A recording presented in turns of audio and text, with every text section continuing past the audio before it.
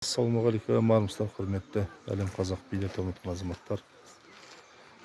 Шри-Ланкада жүрміз.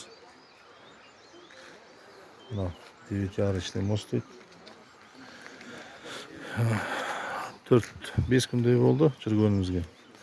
Бұл жерде білгенім, Шри-Ланка кішкене ғана территориясы, кішкентай ғана мемлекет, 20 миллиондай халығы бар екен. 30 жылдай соғыс болған. Сол 30 жылдан кейін 3-4 жыл ғана осы соғыс тоқтаған екен.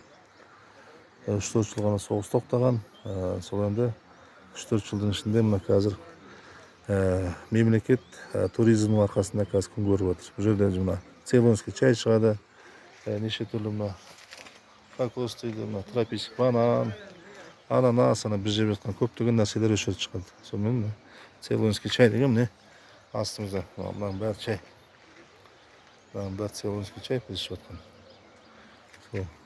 Туристер өте көп. Бір несі, мына таудың ішінде жүрміз. Таудың ішінде жүрсек те осында 3-4 жылдың ішінде жан жақты мына жолдарын қарадым. Жолдар өте керемет жасалған. Мына туристерге барлық жағдай жасап қойған. Біз енді мына Алматыда, мына Қазақстанда жүреміз. Бір дұрыс туалетте таппаймыз ғой. Мына туалеттерде таза, жолдарында жасап қойған туристердің келетін сол бірінші жол, туалет, мына дәретхана, гостиницалар туристерге жағдай жасалу керек. Туризм арқасында мемлекет тұрып жатыр. Бұл жерде байлар өте аз екен. Көбісі орта деңгейдегі азаматтар, өте төмен тұратын кедейлерде жаңағы аздау деп отыр. Сол енді бензиндер 650 теңгеден екен. Оқу тегін, жоғарғы оқу тегін, медицина бәрі тегін халық үшін. Асып тасып жатқан бұл жерде жаңағы жер асты үсті байлықтары, асып тасып жатқан байлықтары жоқ. Сол мына 3-4 жылдың ішінде осы мемлекеттерін көтеріп отыр. Сонда түсінгенім, бұл жерде біздің мемлекетпен салыстырсақ, енді біз деген енді сұмдық өмір сүруіміз керек, өте бай өмір сүруіміз керек. Бірақ енді бәрі мына осы жүйеде отырған азаматтарымыз дұрыс болмағанның арқасында мен осындай деңгейде отырмыз. Бізде де Қазақстанда баратын жерлер өте көп, бірақ бізде туристерге жағдай жасалмаған. $1-2 мың әр турист, келген турист осы мемлекетке алып келеді. Сол бізде де Қазақстанда туризмді дамыту керек.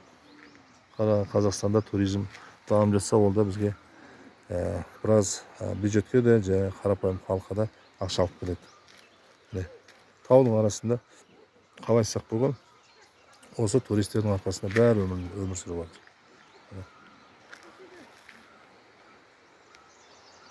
Өте қарапайым халық екен, кішіпейіл, иман жүзді халық өте қатты ұнады маған, өте қатты ұнады, өте кішіпейіл енді. Бір арам ойлап не жазған жоқ. Жаңағы гостиницаның хозяиндарының өздері, иелерінің өздері жүгіріп, асты үстіне түсіп, жүгіріп, өте кішіпейіл халық екен. Керемет ұнады.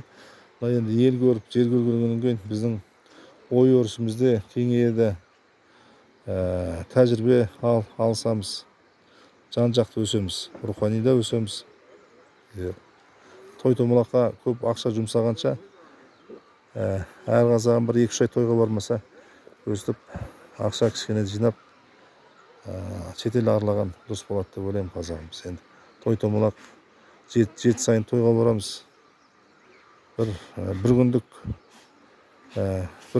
бір 4-5 сағаттық не үшін осына қанша қаражат жұмсалып жатады. Сол той-томалақ жасағанша осындай мемлекеттер көрек, ел көрек, жер көрек, бай қуатты болайық қазағым. Мемлекет басына елім жерім деген халыққа қызмет жасайтын азаматтар билік басына келсін.